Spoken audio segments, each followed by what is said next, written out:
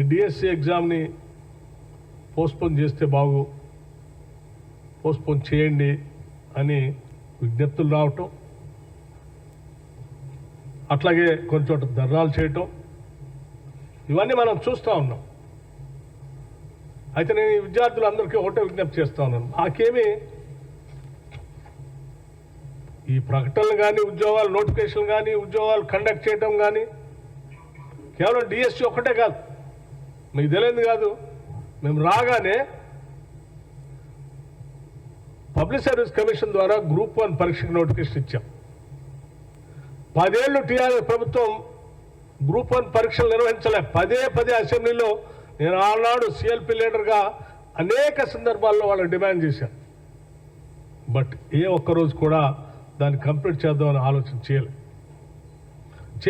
చేస్తే paper leak reschedule చేసి 7/8/2024 నుండి 8/8/2024 వరకు ఈ గ్రూప్ 2 ఎగ్జామ్స్ కండక్ట్ చేయడం కోసం నోటిఫికేషన్ కూడా ఇచ్చాం.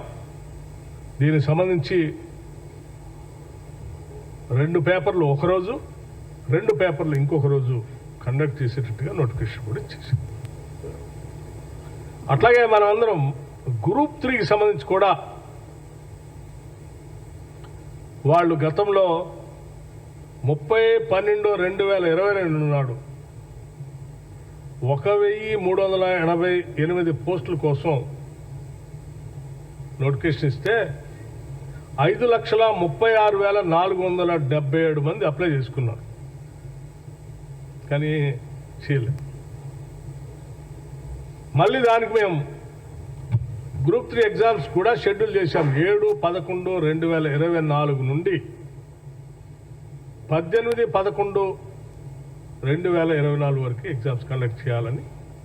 దీనికి సంబంధించి 3 పేపర్లు ఉంటాయి. మొదటి రోజు 2 పేపర్లు, అంటే 17/11/24 నాడు 2 పేపర్లు, 18/11/24 నాడు ఇంకో పేపర్ కండక్ట్ చేయాలి. ఇంత స్పష్టంగా ఇవన్నీ కూడా నిరుద్యోగ యువకుల కోసం త్వరితగతిన పూర్తి చేసి ఉద్యోగాలు ఇవ్వాలనే ఆలోచనతో. ఇవి కాకుండా ఇప్పటికే పబ్లిక్ సర్వీస్ కమిషన్ ద్వారా కొన్ని ఇంతకుముందే రిక్రూట్మెంట్ నోటిఫికేషన్స్ ఇవ్వటం, రిక్రూట్ చేయటం కూడా జరిగింది. వాటికి సంబంధించి కూడా కొంత సమాచారం మీకు ఇవ్వాలనేటువంటి ఆలోచనతోనే ఈరోజు మీ ముందు కూర్చున్నాం. ఉదాహరణకి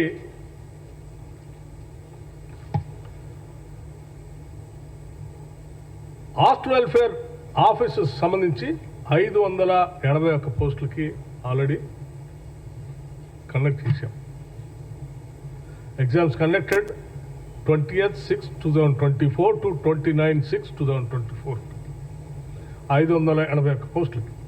అట్లాగే డివిజనల్ అకౌంట్స్ ఆఫీసెస్ సంబంధించి 53 పోస్టులకి exams already public service commission నుంచి కండక్ట్ చేయడం జరిగింది. అది 36/2024 నుండి 4/7/2024 వరకు.